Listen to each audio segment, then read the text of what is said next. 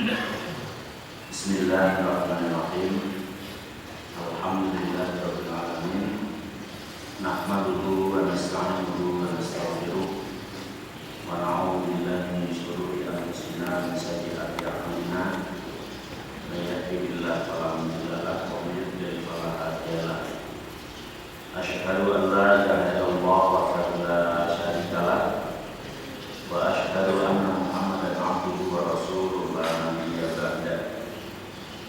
Allahumma shalli wa sallim ala Muhammadin sallallahu alaihi wasallam wa ala alihi wa azwajihi wa dzurriyyatihi wa man tabi'ahum ila yaumil qiyamah. Qala Allah ta'ala fi kitabihil karim, a'udzu billahi minasy syaithanir rajim.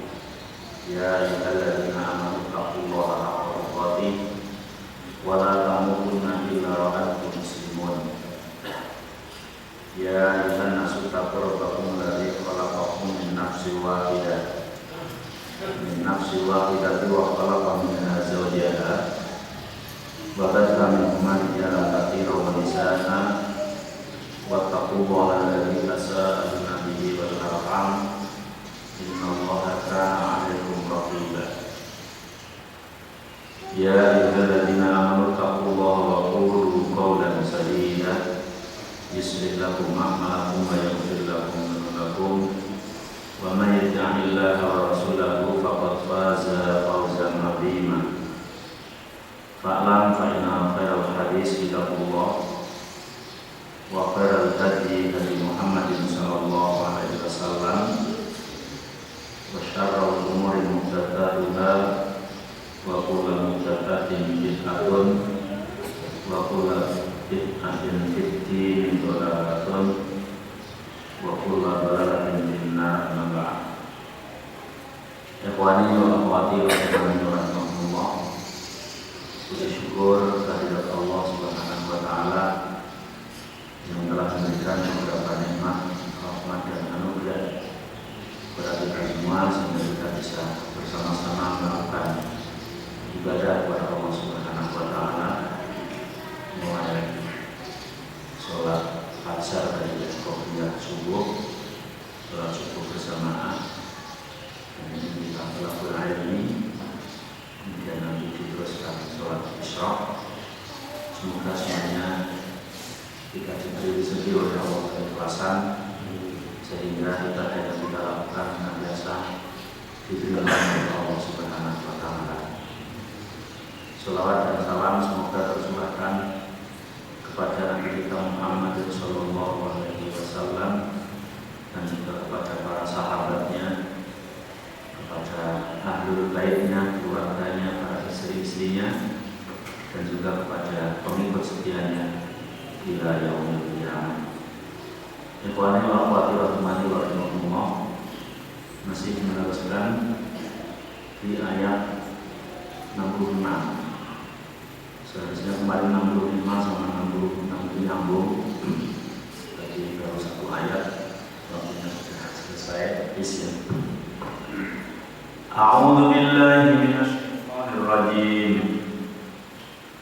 Wa laqad 'alimtumul ladzina i'tadaw minkum fis sabti faqulna lahum kunu qiradatan khasi'in wa ja'alnaha nakalan lima baina yadayha wa ma khalfaha wa mau'izatan lil muttaqin. Dan sungguh kalian tahu, hai Bani Israil, alladzina tadaw, kepada orang-orang yang melampaui batas minkum dari kalian, fisabti, di dalam menerjang larangan bekerja di hari Sabtu, ayat 65. Faqulna lahu, maka kami katakan, aku katakan kata Allah kepada mereka, kunu qiradatan khasi'in, jadilah kalian, yaitu kera yang hina. Dalam hal yang seperti itu, kenapa dijadikan kata Allah faja'alnaha nakalan lima baina yadayha. Faja'alnaha, maka aku jadikan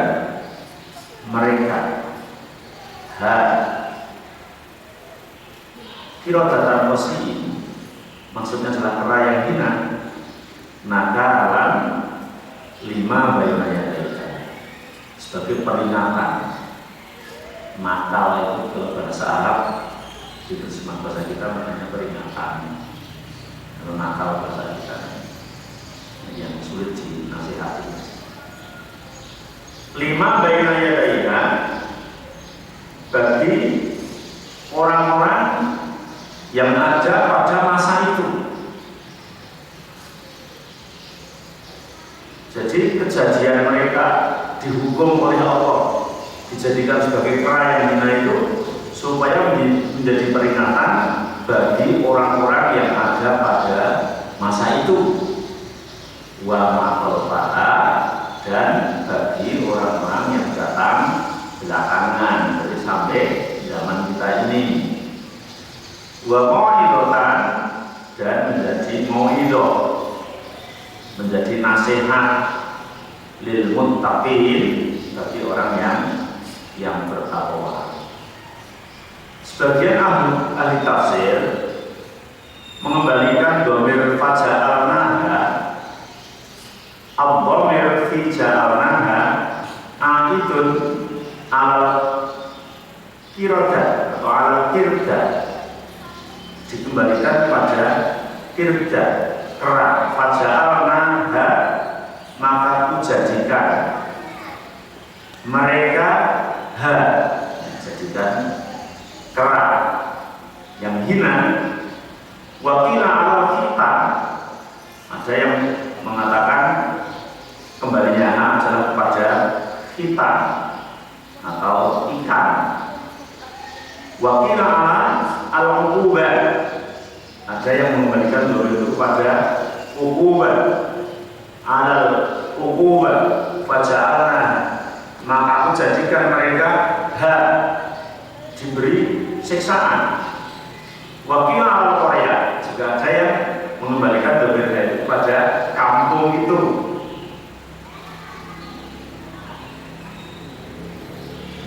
Hakama Ibnu Jarir wasahi an-dhamir aidun al-Korea. Komentarnya Imam Ibnu Jarir mengatakan bahwa yang benar dhamir itu kembali kepada kampung. Faja'alnaha, maka aku jadikan kampung halamannya semuanya dijadikan seperti kera yang melanggar itu adalah menjadi pelajaran. Faja'alallahu hadhil qaryah, aku jadikan kampung ini ahluha, penghuninya, bisa bagi iktidaihim fisablihim, disebabkan karena mereka melanggar di hari yang telah ditentukan oleh Allah untuk tidak bekerja, yaitu hari Sabtu mereka. Nakalan, dijadikan sebagai peringatan. Ayaqabnahum uqubatan waja'alnaha ibratan. Maknanya mereka kami beri iqab, mereka kami beri hukuman, tiada lain adalah supaya menjadi pelajaran, ibratan. Bagaimana Allah Subhanahu wa taala sudah berfirman dalam ayat yang lain, fa'akhadahullahu nakala al-akhirati wal ula. Maka aku mengambil Fir'aun, maka Allah mengambil Fir'aun nakala al-akhirati wal ula sebagai pelajaran atau azab yang diberikan di akhirat dan di dunia. Artinya menjadi pelajaran. Pelajaran bagi siapa? Lima baina yadaiha wa ma khalfaha. Bagi orang yang ada pada zaman itu, lima baina yadaiha, yang ada pada zaman itu, wa ma khalfaha, dan yang datang di kemudian hari. Dari kampung-kampung yang datang di kemudian hari. Seolah-olah perkataan itu menurut Ibnu Abbas berbunyi ja'alnaha bima ahlalna biha minal uqubah ibratan lima haulaha minal qura. Aku jadikan kampung halaman itu, aku berikan uqubah, berikan azab berikan siksaan adalah menjadi pelajaran bagi kampung halaman itu dan bagi kampung-kampung yang ada di sekitar itu.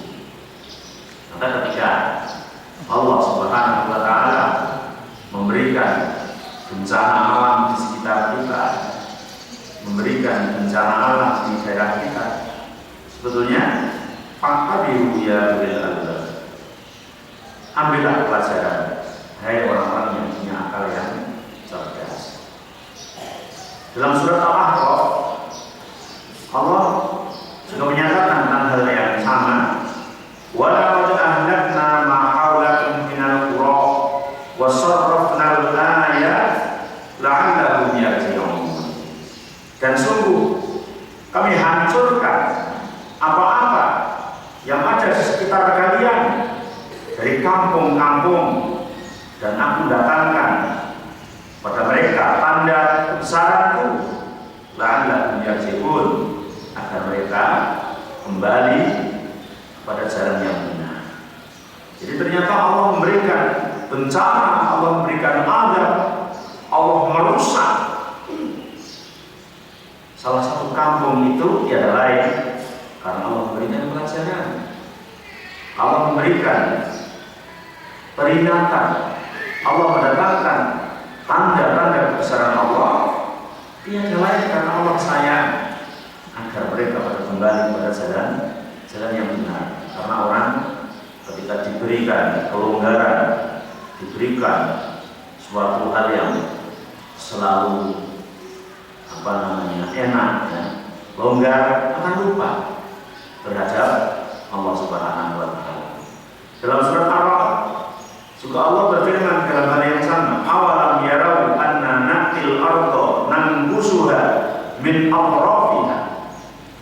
Tidaklah mereka tahu sesungguhnya kami mendatangi suatu daerah, suatu kampung, suatu bumi, nanqusuha min atrafiha, yang aku kurangi dari sisi-sisinya, kurang menjadi habis. Tiada lain adalah untuk menjadikan peringatan.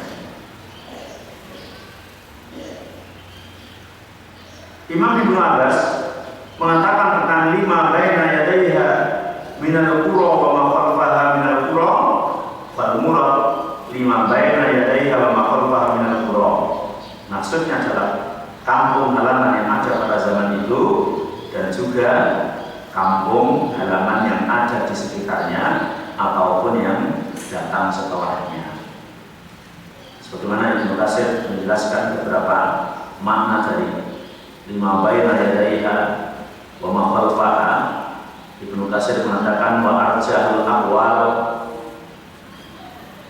indana al-murad bima baina yadaiha wa ma khalfaha man bihadratiha minal qura yamlukuhum khabaruha ma halabiha, yaitu orang-orang yang hadir, orang-orang yang ada pada zaman kejadian tersebut dan juga pada orang yang datang setelahnya. Karena Allah sudah berfirman dalam ahlakna ma khalaqtum minal qura, sungguh aku hancurkan apa-apa yang ada di sekitar kalian minal qura dari kampung-kampung. Wala yazalul ladzina kafaru tusibuhum bima shanaa'u, dan tidak henti-hentinya orang-orang kafir terkena fitnah, terkena musibah, dikenai musibah bima shanaa'u, tiada lain karena perbuatan mereka, sehingga bahwa mereka dijadikan seperti kerang kemudian terus mati sebagaimana diceritakan di ayat sebelumnya, yaitu ayat 65. Tiada lain adalah karena menjadikan sebagai pelajaran. Faja'alna nakalan 5 baina yadaiha wa ma khalfaha, pelajaran bagi mereka yang masih hidup pada zaman itu dan menjadi pelajaran bagi kita semua yang sampai sekarang. Jangan sampai kita itu menerjang larangannya Allah Subhanahu wa Ta'ala, meninggalkan perintahnya Allah Subhanahu wa Ta'ala yang kita sudah tahu, yang kita sudah jelas bahwa itu adalah perintah seolah-olah dalam hati kita menyombongkan diri, mana tahu ada Allah, ternyata aku melakukan ini itu juga tidak ada efeknya. Allah sudah tidak mengangkat kami. Aku meninggalkan apa yang diperintahkan, aku sudah tidak apa-apa. Apakah akan menunggu seperti kaum Bani Israel yang disiksa oleh Allah Subhanahu wa Ta'ala dengan macam-macam yang ayat sebelumnya, bahwa mereka dijatuhi gunung atau mereka dirubah wajahnya menjadi kera atau yang lain. Kemudian masih satu ayat, lanjutan ayat berikutnya, wa mau'idatan lil muttaqin faja'alnaha nakalan lima baina yadayha wa ma khalfaha wa mau'idatan lil muttaqin.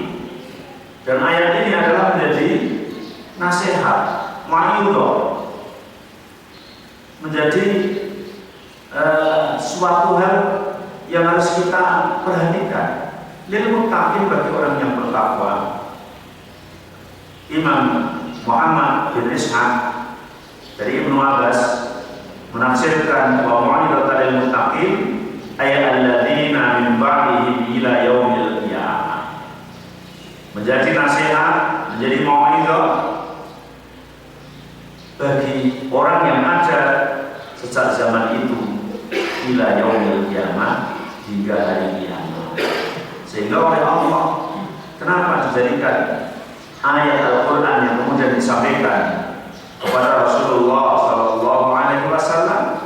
Karena supaya menjadi ma'idatul hasanah, suatu fitwah yang baik yang diberikan oleh Allah kepada hamba-hambanya, kepada umat Rasulullah SAW pada khususnya.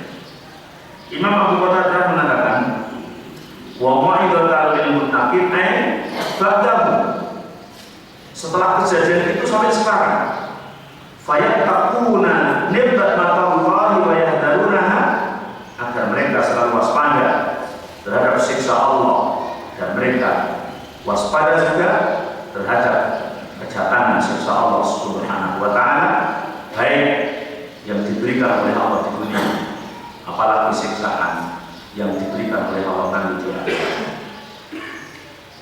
Imam As-Sadi menafsirkan bahwa mau'idatan lil muttaqin umat Muhammad, menjadi peringatan umat Muhammad. Kejadian itu pada zaman Bani Israel. Akan tetapi inti dari nasihat ini, mau'idatan lil muttaqin, adalah menjadi nasihat bagi umat Rasulullah SAW.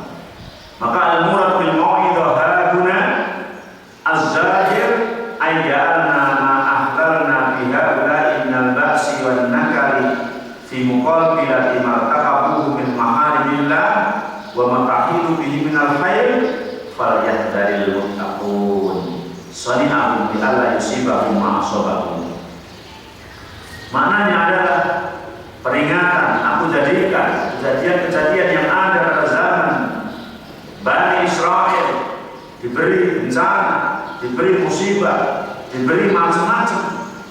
Maka mereka yang diberikan musibah seperti itu adalah fi muqabilati martaqabuhu min maharimillah, karena mereka bertentangan dengan apa yang Allah perintahkan. Yang Allah perintahkan mereka tinggalkan, yang Allah larang mereka lakukan. Bapak tahilu bi minal khair, akan tapi mereka meninggalkan perintah dan melakukan larangan itu dengan khailah. Khailah itu tipu muslihat, dengan cara supaya tidak kelihatan melanggar perintah atau tidak kelihatan meninggalkan larangan. Jadi seolah ada alasan tertentu ya. Minal khailah, meninggalkan haram, melakukan perintah, tapi berkilah. Ya, berkilah seolah-olah ada dalil yang membenarkan. Falyahdharil muttaqun, maka orang-orang yang takwa sadarlah. Falyahdhar, sadarlah orang-orang yang takwa. Li'alla alla yusibahum ma asabahum, agar tidak dikenai siksaan oleh Allah sebagaimana Allah mengenai siksaan pada kaum Bani Israil. Karena tidak dinafikan kemungkinan ketika kemaksiatan sudah merajalela, kewajiban telah banyak disepelekan, kemudian Allah menurunkan musibah. Kama qala Imam Abu Abdillah bin Battah menjelaskan dari Abu Hurairah bahwa Rasulullah SAW bersabda, la tartaqibu martaqabat al-yahud fatastahillu maharimullah bi adnal hayy. Kata Rasulullah, jangan kamu lakukan apa-apa yang dilakukan oleh orang Yahudi.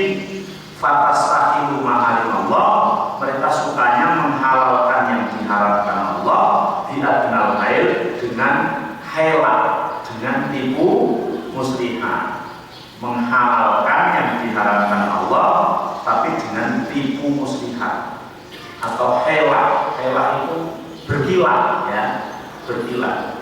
Kalau saya kabarkan kayak itu, orang punya kambing 40, ketika hampir 1 tahun yang satu jual, sehingga tidak terkena kewajiban zakat. Karena kewajiban zakat itu kan kambing 40 dan haul 1 tahun. Lah punya yang kambing dari Syawal, ketika bulan Sya'ban kayak begini kita jual. Terus kemudian Syawal ada zakat. Kenapa? Nah, zakat itu kan ada 40 dan ini sudah tidak ada 40, sudah terkurangi 1 begitu. Tuh, yang kedua, ada orang kaya, ya kaya atau tidak kaya sama saja, punya anak, ya, ada anak laki-lakinya, ada anak perempuannya, atau ada ahli warisnya, Pak. Setelah dia tua, sebelum meninggal, sudahlah harta saya ini semuanya tak bagikan ahli waris sekarang saja, antara laki-laki dan perempuan saya bagi sama, agar tidak terjadi pertengkaran, agar lebih bijaksana, agar lebih adil. Tapi dalam rangka menghindar hukum Allah, karena ketika dia mati meninggalkan harta benda, ketika dibagi secara Al-Quran, mislu hadil unsayain, anak laki-laki mendapatkan 2 bagian dari anak perempuan, sehingga menghindar hukum itu dibagikan dulu. Membagikannya bukan karena keperluan, tapi karena menghindar hukum Allah. Tak bagi habis pokoknya sekarang. Kok bisa nanti kalau saya mati, kalau dibagi secara Al-Quran kan ini yang anak perempuan dapatnya separuh, jadi apa namanya, anak laki-laki. Atau yang ketiga tidak punya anak laki-laki, punyanya anak perempuan, nanti saudara dia harus dapat, seolah-olah yang jauh. Kan ketika ini punyanya anak perempuan, kan punya istri, kemudian punya saudara. Ketika punyanya anak perempuan saja, maka saudara, adik, kakak dari saya kan harus dapat warisan dari saya, seolah-olah bukan anak saya ya, dapat dari saya. Habiskan sekarang aja lah, biar saudara-saudaraku enggak mewarisi dari aku. Itu namanya juga khailah, menghalalkan yang diharamkan Allah, tapi menggunakan seolah-olah logika, masuk akal gitu ya. Oh iya ya, ketika sudah meninggal berarti sudah tidak ada harta yang diwaris lagi karena sudah dihabiskan. Tapi ternyata menghabiskannya itu dalam rangka khailah, tidak dalam rangka betul-betul kebutuhan. Kemudian macam-macam yang lain tentang masalah riba, bagaimana supaya diatur-atur, ditipu muslihat, supaya hal-hal yang semestinya haram itu menjadi seolah-olah halal, seolah-olah boleh. Nah, ini yang Rasulullah mengatakan, la artaqibu ma irtaqab al-yahud, jangan kau melakukan apa-apa yang dilakukan oleh orang Yahudi. fatastahillu maharimullah, maka kalian nanti jadi menghalalkan apa yang diharamkan Allah di adnal hail, dengan tipu muslihat yang sangat hina, ya. Dan kita bayangkan seperti itu, nah, supaya ini kelihatan boleh, ini kelihatan gimana ya. Jadi mengambil kecerdasan kita buat untuk mengakali hal-hal yang sebenarnya dilarang. Nah, itu sama dengan kelakuan orang Yahudi yang salah. Kalau Yahudi yang benar juga ada, karena juga ada yang benar. Orang Yahudi Nasrani dulu ketika Muhammad diutus itu banyak juga yang masuk Islam, dan begitu. Selesai ayat 66, kemudian masuk ke ayat 67. Wa il qala Musa liqaumihi innallaha ya'murukum an tadhbahu baqarah. Ini bukan orang Yahudi lagi. Qalu atattakhiduna huzwa qala a'udzu billahi an akuna minal jahilin. Wa il qala, ketika itu Musa berkata liqaumihi, kepada kaumnya, innallaha ya'murukum, sesungguhnya Allah memerintahkan pada kalian, an tadhbahu baqarah, agar kalian menyembelih sapi. Qalu, maka mereka pada menjawab, atattakhiduna huzwa, hei Musa, kamu itu utusan Allah, masa kamu akan mempermainkan kami? Disuruh Nabi, jawabnya, apakah kamu akan mempermainkan kami? Qala, maka Nabi Musa menjawab, a'udzu billahi, aku berlindung kepada Allah, an akuna minal jahilin, an akuna, apabila aku menjadi orang minal jahilin, dari golongannya orang-orang yang bodoh. Aku berlindung kepada Allah kalau aku ini orang bodoh, kemudian hanya mempermainkan kalian.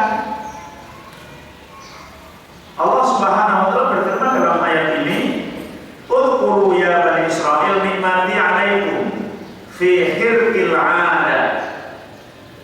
Hai Bani Israel, ingatlah terhadap nikmatku di dalam hal hirqil 'ada, kejadian luar biasa. Lakum, yang itu dirasakan oleh bangsa kalian. Fi sya'nil baqarah, terhadap permasalahan sapi betina, kejadian luar biasa. Wa bayanil qatil man huwa bisabariha, dan dengan sapi dipotong itu nanti Allah akan mengasih tahu, memberikan informasi siapa sebetulnya pembunuh dan sebab terbunuhnya. Wa ihya Allahil maqtul, bahkan Allah menghidupkan orang yang mati itu. Ini kejadian luar biasa, kejadian yang sangat luar biasa, dan itu terjadi pada kaum Bani Israil. Maka Allah mengingatkan wa'il qala, ketika itu Musa kata pada kaumnya tentang kejadian penyembelihan sapi betina. Alur ceritanya menurut riwayat dari Ibnu Abi Hatim, dari Hasan bin Muhammad bin Sobah, dari Yazid bin Harun, dari Hisam bin Hasan, dari Muhammad bin Sirin, dari Ubadah As-Salmani, bercerita kejadian alur cerita itu. Kalau kana Rasulullah bin Bani Israil akiman, pada waktu itu ada seorang Bani Israil itu yang mandul. Kalau di kita mandul itu laki-laki atau perempuan? Bisa dua-duanya ya. Mandul itu artinya kan tidak punya anak, ya. Bisa saja yang mandul laki-lakinya, bisa perempuannya. Ini yang diceritakan adalah laki-laki mandul, la yuladulah, dia tidak punya anak. Wa kana lahu malun kasir, dan hartanya banyak. Dia tidak punya anak, hartanya banyak. Wa kana ibnu akhihi wa warisuhu, dan yang menjadi ahlul warisnya tiada lain adalah ponakan-ponakannya. Kalau bahasa Semarang itu anaknya kakak ya ponakan, anaknya adik ya ponakan. Kalau daerah Temanggung dibedakan. Kalau anaknya kakak namanya ponakan, kalau anaknya adik namanya perunan. Ya, kalau Semarang ponakan semua katanya. Karena kalau kakaknya ayah panggilannya wak atau wo, kalau anaknya adik paman atau bibi. Kalau Semarang sama ya, paman sama ya. Nah ini yang menjadi ahli warisnya adalah anaknya saudaranya, ponakan. Karena dia tidak punya anak. Faqatalahu tsumma ihtamalahu lailan. Maka karena si orang tua yang tidak punya anak dan katanya banyak ini nggak mati-mati, padahal pewarisnya saya kata ponakannya itu. Ini gimana itu orang nggak mati-mati mau diambil warisannya? Faqatalahu, maka kemudian memberanikan diri si ponakan-ponakan ini membunuhnya. Masya Allah. Ini terjadi pada zaman Bani Israil yang sampai sekarang masalah membunuh orang Bani Israil itu banyak tangan rongrong ya. Coba di Palestina di Timur Tengah. Jadi kayak sudah menjadi kebiasaan, kebal hatinya sudah tertutup oleh dosa ya. Tsumma ihtamalahu lailan, kemudian membawanya mayat itu malam hari, dibawa mau kemana ini? Bingung sekalipun. Fawadhahu ala babi rajulin, kemudian si mayat ini ditaruh di salah satu depan pintunya tetangganya. Nah, itu kan licik namanya. Tadi itu khayal-khayal itu dia yang membunuh, kemudian mayatnya ditaruh di depan pintu orang lain. Tsumma asbaha yadai, kemudian pagi-pagi dia pura-pura nyari pamanku di mana, pamanku di mana gitu. Kemudian menuduh yang punya rumah yang depannya ditaruh apa namanya mayat itu. Hatta tasrihu warakiba ba'dhum alam, hingga akhirnya terjadi pertengkaran yang besar.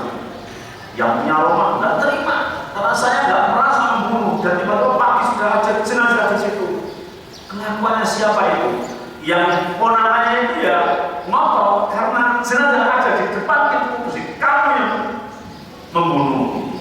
Akhirnya terjadi pertengkaran yang sangat seru. Faqala Abdullah ini menuha, kemudian orang yang punya kapasitas untuk menyelesaikan masalah itu, mungkin kepala suku atau apa saja, dia sudah tenang. Allah berdialog ba'dhan, kenapa kamu saling bertengkar tentang dibunuhnya orang ini? Kita kan punya nabi. Ya pada saya itu punya nabi, ada nabi yang hidup itu Nabi Musa. Kita kan punya nabi, kenapa kita bertengkar sendiri di sini? Ayo kita pergi ke nabi kita, wahai Rasulullah fikum. Akhirnya dibawa orang yang menuduh dan yang dituduh semuanya datang ke Nabi Musa alaihissalam. Fa'atau Musa alaihissalam fadzakaru dzalika lahu, maka kemudian menceritakan tentang kejadian itu, begini Musa, begini dan begini, mungkin ceritanya banyak lebar. Pakol, maka kemudian Nabi Musa diam sejenak. Ketika itu dituruni wahyu oleh Allah Subhanahu wa taala. Innallaha ya'murukum an tadhbahu baqarah. Qalu atattakhiduna huzwa. Qala a'udzu billahi an akuna minal jahilin. Enggak usah repot-repot, Allah menyuruh kamu menyembelih sapi. Kalau kamu ingin tahu siapa pembunuhnya, siapa pelakunya, motifnya apa orang itu dibunuh, persilakan sembelih sapi. Ya kalau sekarang menjadi otopsi itu ya, tapi dulu menggunakan sapi. Kalau sekarang otopsi itu pakai tulang sapi di zaman Nabi Musa dengan menggunakan sapi. Tapi diperintah menyembelih sapi. Kalau mereka menjawab, "Atat takiduna buzwa." Hei Musa, kamu apakah kami ini dibuat bahan perolok-olokan? Nanya suatu hal yang benar, kenapa suruh menyembelih sapi? Main-main kamu ya Musa itu. Kalau Nabi Musa menjawab, "A'udzu billahi an akuna minal jahilin." Aku berlindung kepada Allah apabila aku ini adalah orang yang bodoh. Karena apa yang aku katakan adalah wahyu. Sehingga riwayat ini menjelaskan falawalan yang tamidu liat la'at jaza'an anhum adna baqarah. Sebetulnya ketika Bani Israel disuruh menyembelih sapi ini, tidak menanyakan ini itu, saya menyembelih sapi mana saja, yang seperti apa saja, saya cukup untuk melakukan siapa yang membunuh itu. Walakin nahum syaddadu fasaddada alaihi. Karena mereka neko-neko, mereka mempersulit diri, maka akan dipersulit oleh Allah Subhanahu wa taala. Hatta intau ilal baqarah allati amaru biha. Kemudian sampai dia mendapatkan sapi yang disifatkan oleh Nabi Musa alaihissalam. Fawajatuha inda rajulin laisa lahu baqarah ghairuha. Kemudian setelah dijelaskan ini itu nanti di ayat berikutnya penjelasannya sapi yang ini. Kemudian si orang yang membunuh ininya, yang juga menuduh ini, mencari sapi kemana-mana. Di dalam cerita yang dari riwayat awal ini dari Ibnu Sirin, Ubaidah As-Salmani menunjukkan bahwa ini mencari sapi terus.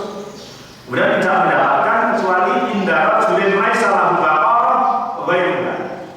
Tidak mendapatkan sapi kecuali mendapatkan di satu orang laki-laki yang punya hanya satu-satunya sapi itu. Dia punya satu tok itu. Faqala wallahi la anqusuha min milki jildiha dhahaban.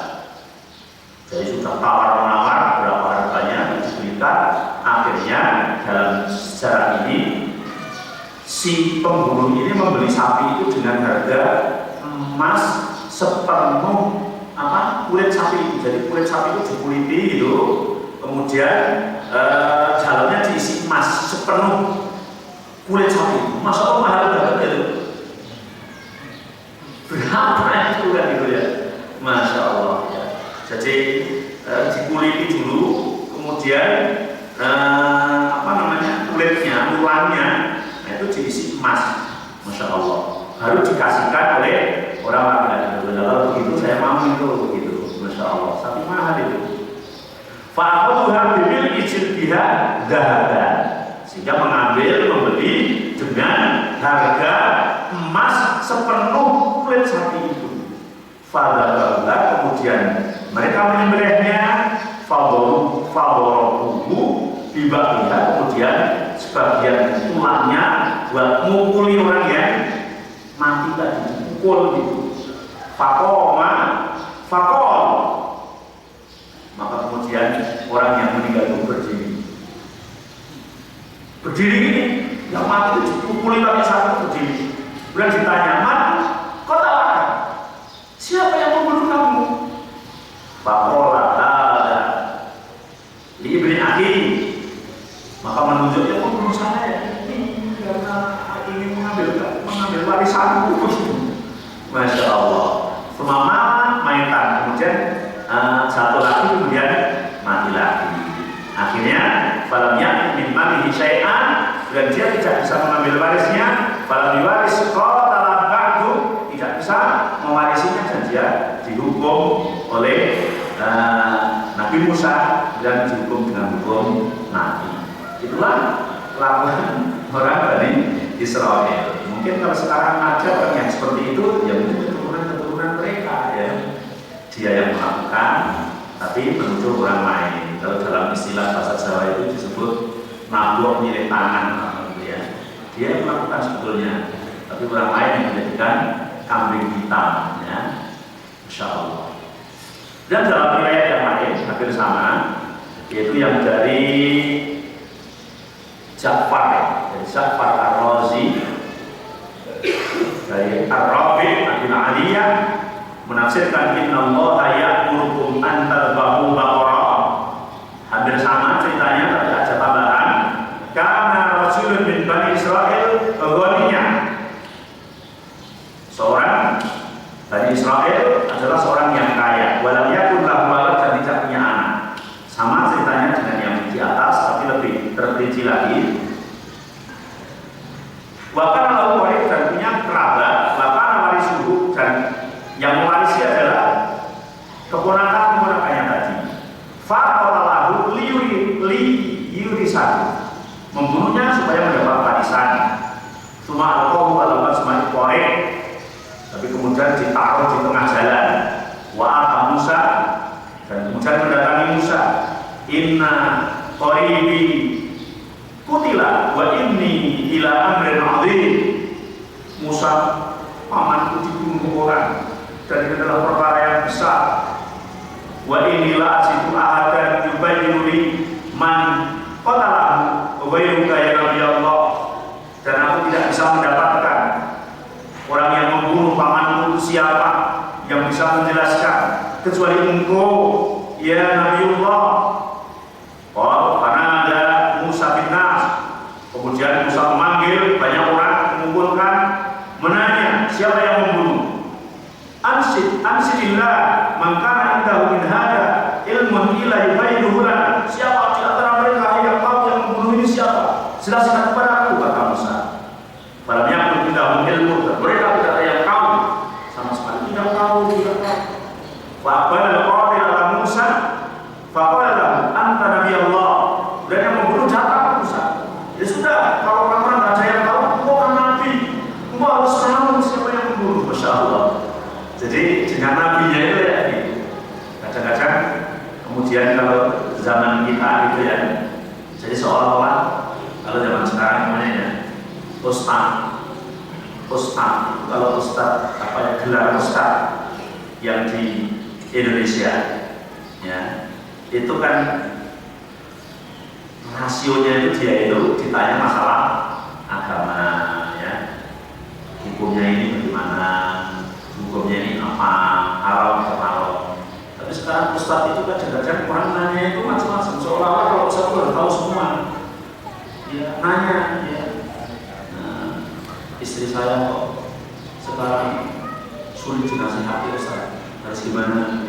Keluarga saya berantakan, gimana? Seolah-olah saya dari apa namanya orang yang tahu semua gitu ya. Nah, Masya Allah. Ternyata harus tahu itu. Jangan nanya itu macam-macam. Ya. Bahkan dagangan saya sekarang sepi, harus bagaimana? Kalau Ustaznya nggak tahu dagang, gitu ya. Tanya itu. Maka kitanya macam-macam. Kemudian sampai ketika apa permasalahan-permasalahan yang sebetulnya dipesatkan kan ya, ngajarnya yang baca kitab, ngaku sorok itu ya, ditanya macam-macam. Dan harus tahu, kalau nggak tahu, kalau saat itu nggak tahu ini ya, saya nggak ngefan. Nah, itu. Dan sampai tentang hal yang kan sepele, masalah umpamanya komputer mati ya, kemudian laptopnya error, sampai HP-nya hang, tanya ke ustaz, seolah-olah ustaz itu harus tahu semuanya. Masya Allah ya. Seperti zaman Bani Israel, kamu kan nabi ini, paman mati kamu harus tahu sebenarnya, nggak masuk akal ya. Masa kemudian ada saudara yang mati, nabinya harus tahu, kamu harus tahu, kamu kan nabi. Ya, kamu kan ustaz, harus tahu ini ustaz harus main semuanya gitu ya. Nah, Masya Allah, anak saya itu sulit juga dari ini ustaz, gimana ini caranya? Ini begini, gimana caranya? Semuanya ditanyakan, Masya Allah. Nah, sehingga tidak sedikit ketika peluang itu digunakan oleh orang yang tidak bertanggung jawab ya. Iya, dia pakai PJ sebagai serban, terus gajinya diturusi ustaz, tapi menerima ini gitu ya, menerima konsultasi rumah tangga gitu ya, menerima konsultasi ini sehingga dia bisa meraup uang sebanyak-banyaknya dari pasiennya. Nah itu karena ya berangkat dari seperti itu, kemudian ada orang yang memberanikan diri untuk menjadi ustaz kamu segala-galanya. Padahal ustaz itu yang punya juga terbatas. Tentang keahliannya ulama-ulama dulu saja juga punya spesialis sendiri-sendiri. Ada ulama ahli hadis, ya. Ada ulama ahli fikih, ada ulama nahwu, ya. Ada ulama tafsir dan seterusnya. Dari Bani Israil seperti itu. Anta Nabiullah, oh Nabi Allah. Fasalana rabbaka ayyubayyilana. Tanya kepada Tuhan, cepat. Nanti jelaskan ke aku. Kan kamu Nabi Allah, mesti Tuhan segera menjawab. Fasalana rabbaka, kemudian Nabi Musa mengabulkan permintaan dari kaumnya itu, kemudian meminta kepada Allah. Kemudian Allah berfirman, Innallaha ya'murukum an tadhbahu baqarah. Ya, aku Nabi dan aku sudah tanya kepada Tuhanku. Kamu disuruh menyembelih sapi. Ini kasusnya mungkin belum lama, ya. 1 tahun yang lalu ada orang yang datang ke rumahku mau bersyukur, setahun atau 2 tahun yang lalu dari Sumatera jauh sana. Ya Pak, saya datang ke sini ini. Saya sudah melamar perempuan berkali-kali, tapi awalnya mau mesti kemudian tidak mau.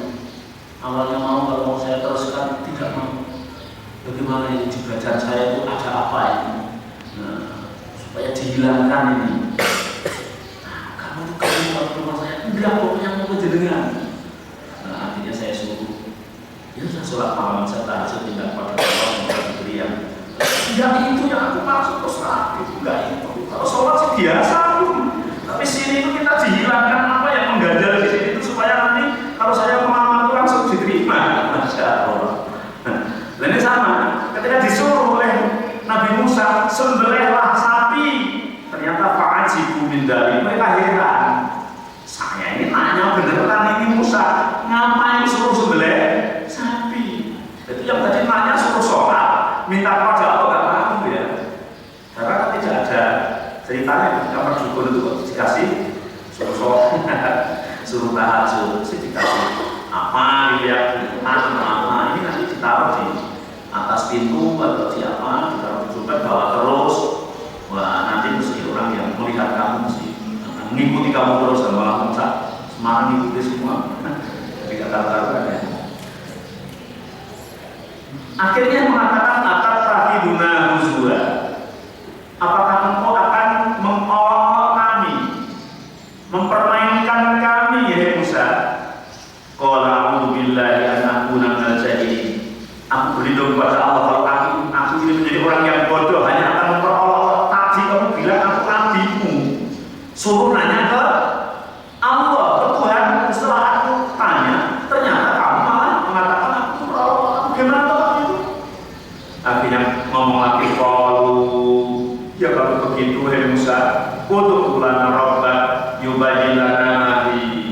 Coba tanyakan lagi ke Tuhanmu untuk menjelaskan sapi yang bagaimana yang harus disembelih. Sudah mulai perayaan kayak gitu. Kalau begitu sapi yang bagaimana kami belum jelas, supaya nanti mudah. Jangan asal beli sapi saja. Sapi yang kayak apa? Sapi kan banyak Musa. Maka kemudian Nabi Musa menjawab, Innahu yaqulu innaha baqaratun la faridun wa la bikr. Sesungguhnya Allah berfirman, sesungguhnya sapi yang harus disembelih itu la faridun wa la bikr, sapi yang tidak tua dan sapi yang tidak muda. Sulit itu ya. Sapi yang tidak tua dan sapi yang tidak muda. La faridun la harama, yang belum tua. Wala bikr wala shaghira, dan yang tidak kecil, yang sedengan gitu misalnya. Awal memulai nadalik pertengahan di antara itu kan sudah sulit jadi nyarinya. Sapi yang sedengan, ainis ubail bikr wa harama, separuhnya, setengah tua, setengah muda. Iya betul. Ya, setengah tua, setengah muda sapinya yang kamu sembelih. Oh begitu Musa. Kalau mereka berkata lagi, iya setengah tua, setengah muda ya, agak sedikit jelas Musa. Tapi untuk ulana rabbak ayubayyin lana ma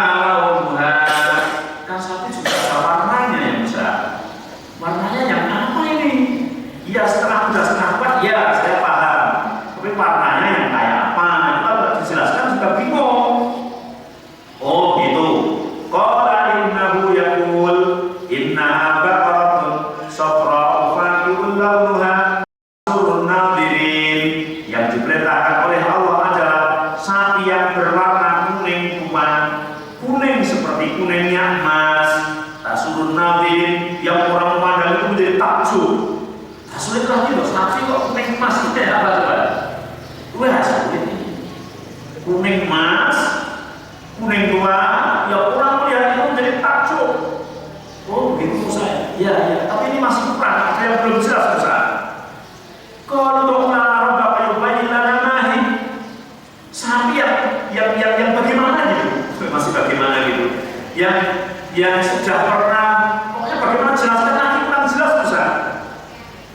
Kemudian Nabi Musa menjelaskan, dia masih menanyakan, innal baqara tashabaha alaina, karena sapi-sapi itu banyak, yang setengah tua setengah muda itu banyak, yang kuning itu juga banyak. Tapi jelaskan supaya lebih spesifik gitu, ya. Wa inna insyaallah ramuhtadun. Kalau begitu insyaallah kami itu dapat petunjuk dan mudah akan mencarinya nanti gitu. Kata mereka, masya Allah.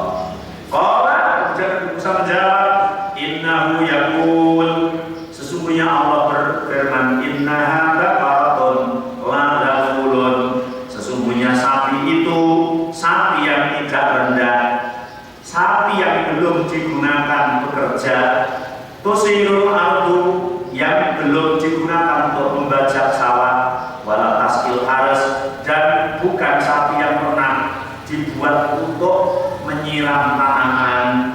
Mulai sapinya sapi istimewa itu, tidak tua, tidak muda, warnanya kuning emas, yang belum pernah dibuat kerja, karena sapi itu kan buat buku, buat itu ya, yang belum itu, masya Allah, yang apa namanya, menarik pemandangan orang yang memandang.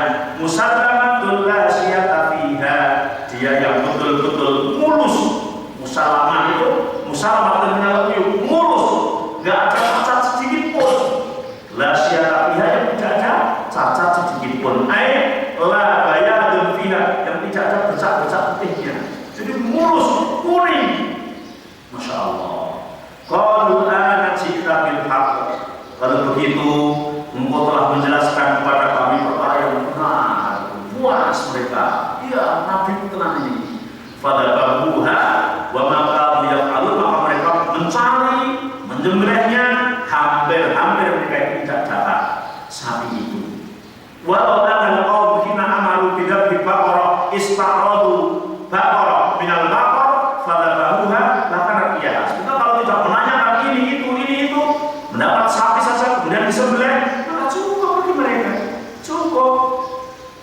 Bahkan karena mereka syaddadu ala anfusihim fasaddadallahu alaihim, mereka mempersulit kepada Nabi Musa, sama halnya dengan mempersulit diri, maka kemudian dia dipersulit oleh Allah Subhanahu wa taala.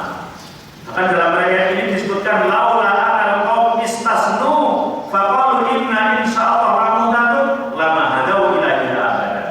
Kalau tadi tidak ada perkataan qaul ana ji'ta bil haqqi, yang apa? Dia mengatakan wa inna insyaallah ramudatun, tidak mengatakan perkataan itu, maka mereka tidak akan mendapatkan sapi itu. Ya, mengatakan itu kemudian mendapat fabalagna anahum lam yajidul baqara hatta natat lahum illa idajus. Dalam riwayat yang ini dia mencari-cari, tidak dapat sapi kecuali sapi itu ada di orang yang sudah tua, dan dia mempunyai sapi itu dan mempunyai anak yatim yang banyak. Falamma alima annahu la yuzabbu lahum ghayra at'afat alaihim thaman, dan orang tua itu ketika tahu bahwa ini sapi penting yang dicari orang itu, maka harganya dimahalkan sekali. Maka kemudian mereka mendatangi Musa, menghabarkan kepada Nabi Musa bahwa sapi sulit dicari ya Musa, ya, kecuali ada di orang tua yang punya sapi itu, tapi sapinya dijual mahal sekali. Maka Musa mengatakan innallaha qad khaffafa 'alaikum fasadattum 'ala anfusikum. Tadi Allah sudah memberikan keringanan pada kalian, asalkan kalian memotong begitu saja, tapi kamu mempersulit diri. Maka belilah itu dengan ridhonya. Berapa harga yang di mereka oleh nenek-nenek itu? Fa'alu, maka mereka melakukan wasaruha dan membelinya, fadzabahuha dan menyembelihnya. Fa'amara Musa alaihissalam ayaqul, khudhu 'adhaman minha. Kemudian Musa menyuruh mengambil salah satu tulang dari itu untuk dipukulkan kepada mayit, kepada jenazah yang meninggal. Faraja'a ilaihi ruha, maka kemudian Allah mengembalikan rohnya. Setelah itu kemudian berdiri mayit itu, kemudian mengatakan bahwa yang membunuh aku adalah orang itu. Ternyata yang membunuh itu adalah tadi yang melapor kepada Nabi Musa. Maka kemudian dia tidak menjadi dapat warisannya, dan kemudian mereka dihukum oleh Nabi Musa dengan hukum mati. Akhirnya dia merugi, tidak dapat dunianya dan tidak pula mendapat akhiratnya. Karena apa? Dia mengiman dan dia mempersulit diri. Memang intinya dia itu supaya mendapatkan sesuatu dengan tadi tipu muslihat. Seolah-olah yang dia langgar itu tidak melanggar, yang dia lakukan kemaksiatan seolah-olah tidak maksiat. Ada beberapa riwayat lagi yang menceritakan tentang ini dan sama, hanya ada perbedaan namanya, punya nabi siapa. Ada sebagian yang menceritakan bahwa satu itu adalah anak yatim yang punya, ketika mau dibeli tidak boleh dan digantikan dengan sapi yang begitu berharga. Ya. Nah, ini ada beberapa riwayat yang menyebutkan hampir sama. Dan nanti penafsiran dengan qul rabbaka atau ayat selanjutnya insya Allah di session yang akan datang. Ya, mungkin sekian. Silakan kalau ada pertanyaan.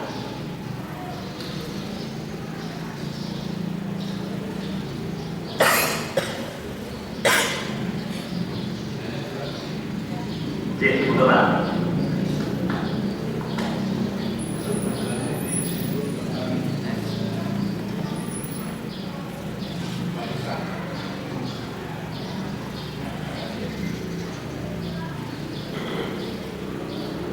tadi disinggung. Assalamualaikum warahmatullahi wabarakatuh.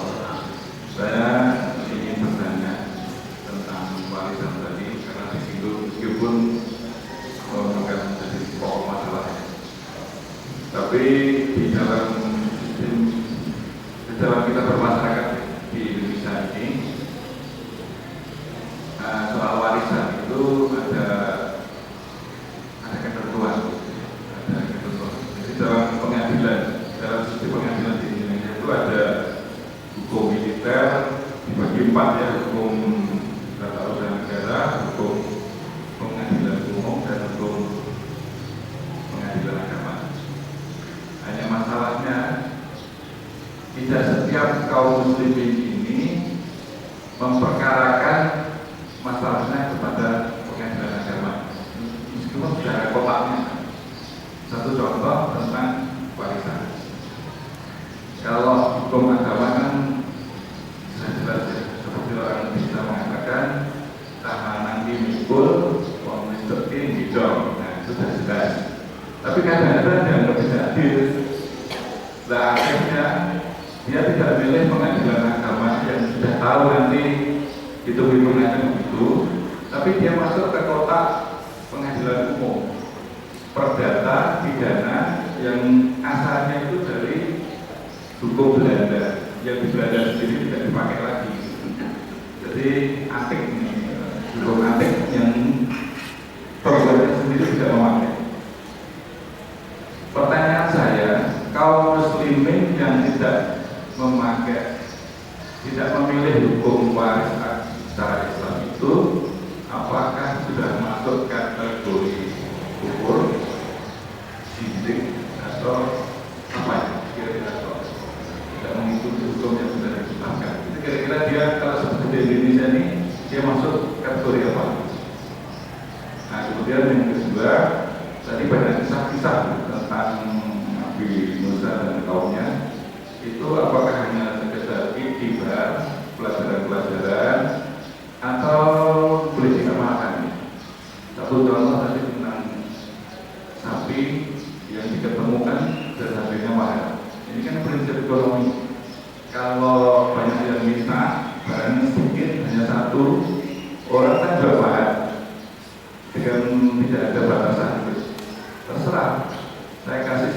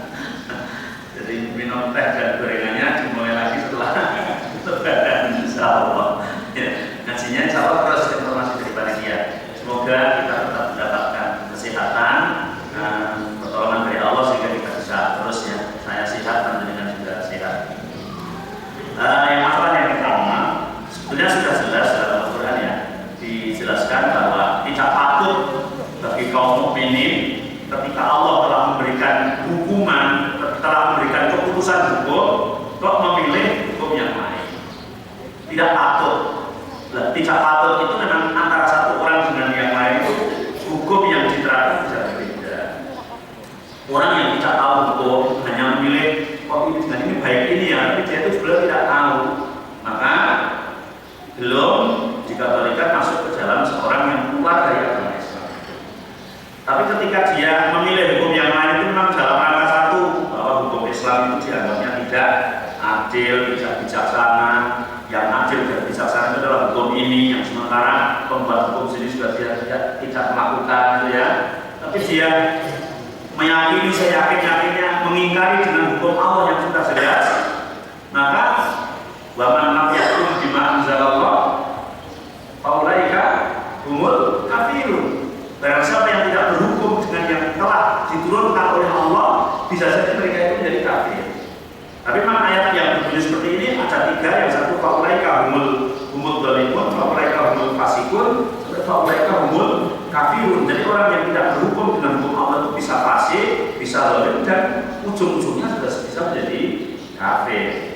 Memang kita kan ketika kita sudah menjadi Islam, asyhadu an la ilaha illallah wa asyhadu anna Muhammadar Rasulullah, ridho bisyai', ridho bima yatawalla minhu. Ketika kita itu ridho dengan Islam, ridho menjadi orang Muslim, maka harus ridho terhadap aturan yang dikeluarkan oleh Islam, yaitu Al-Quran dan Sunnah Rasulullah SAW.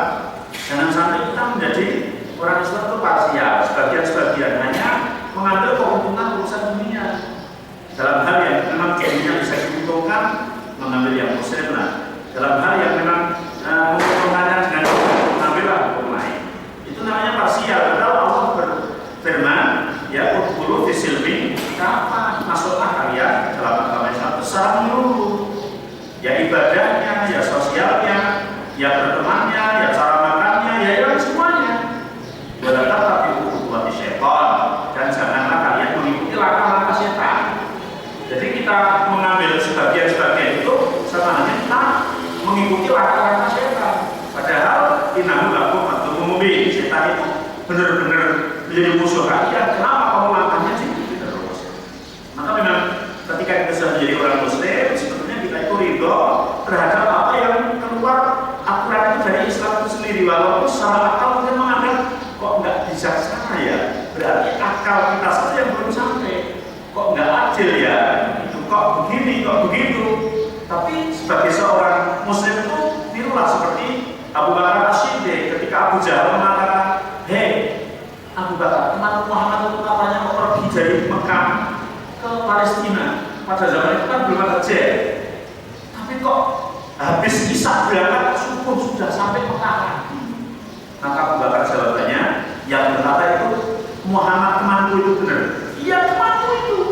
Kalau yang berkata adalah Muhammad temanku itu, lebih dari itu aku mempercayai. Aku mengimani kan begitu. Tidak harus dipikir ini masuk akal enggak, tapi kalau sudah itu ayat Al-Quran, itu hadis Rasulullah, ya sudah harus samina. Wow, nah kadang-kadang kita itu masih itu mengkoreksi. Koreksi ini kok begini ya, ini kok begini ya, begitu. Jadi hal yang boleh kita katakan boleh, hal yang dilarang kita lah percaya bahwa itu adalah larangan, kemudian kita tinggalkan. Yang kedua, masalah apa-apa yang dilakukan oleh nabi-nabi dulu. Memang Al-Quran itu isinya kan kalau diringkas itu 3. Ya kalau diperinci banyak, kalau diringkas 3. Satu isinya tentang tauhid, yang kedua isinya tentang hukum, kemudian yang ketiga isinya tentang sejarah. Tentang tauhid jelas. Yang ada di dalam Al-Quran adalah supaya kita mentauhidkan Allah, baik rububiyah, uluhiyah maupun asma dan sifatnya dijelaskan secara jelas di dalam Al-Quran. Tentang hukum, yang hukum ini nanti ada ya muhkam, ada yang mutasyabi. Sehingga bagian ulama mengatakan ini perintahnya jadi kayak ini, kayak ini, kayak ini. Sholat kemudian dijelaskan di dalam hadis, ada sujudnya, ada rukunnya dan seterusnya. Kemudian yang ketiga adalah isi tentang sejarah. Nah, yang isinya sejarah itu mau berhenti pada sejarah itu sendiri, kecuali ada instruksi dari Rasulullah SAW. Jadi sejarah dalam Al-Quran itu banyak ya, termasuk sejarah sapi betina, ada sejarah Nabi Musa dengan Nabi Khidir yang kemudian naik kapal ya, ternyata Nabi Khidir tiba-tiba membunuh anak kecil, Musa teriak-teriak kan gitu ya. Nah, naik kapalnya dirusak, Musa teriak-teriak, kemudian pergi ke sebuah kampung, di kampung itu ada rumah yang mau roboh, minta untuk dijamu menjadi tamu, orang kampung nggak mau semua, Pak Musa ngajak kerja bakti membenahi rumah itu. Khidir akhirnya Musa teriak.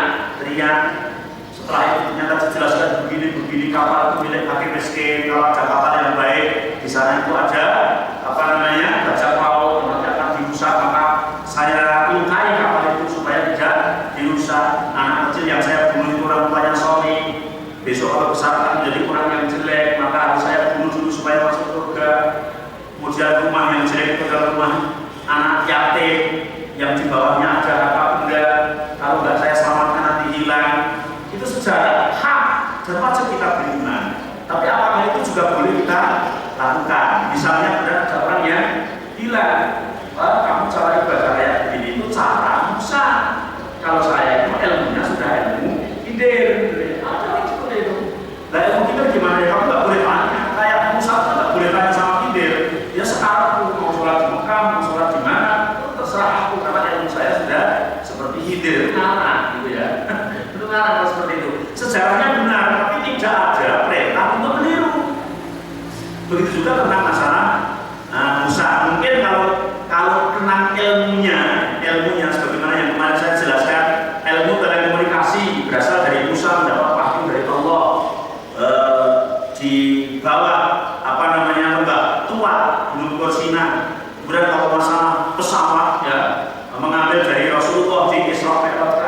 Kedokteran mengambil dari Nabi Musa, bisa menghidupkan orang mati, bisa mengobati penyakit kusta. Kemudian kalau sekarang otopsi juga mengambil dari Musa, nyuruh menyembelih sapi, bisa saja, tapi itu ilmu Musa masalah dunia.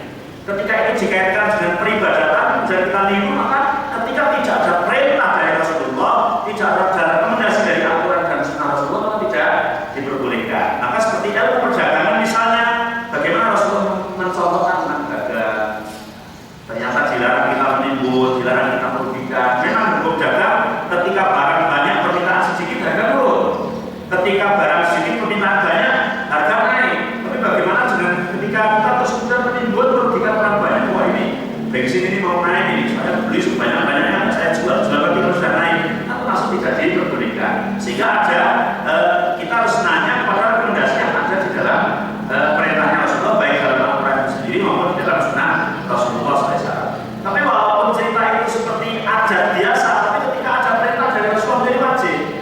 Kita misalnya yang dilakukan Nabi Ibrahim, kemudian Rasulullah perintah, atau perjalanan hajar dari Sofa Marwah, nyanyi airnya itu, maka kita tarak luas, boleh, bahkan wajib ketika kita umrah atau haji, karena sa'i dari rukun umrah dan rukun haji. Kenapa? Diperintahkan oleh Allah, diperintahkan oleh Rasulullah untuk kita meniru. Jadi hal yang ada perintahnya, ada rekomendasinya, maka kita niru. Yang tidak ada, yang berhenti pada sejarah itu sendiri ya.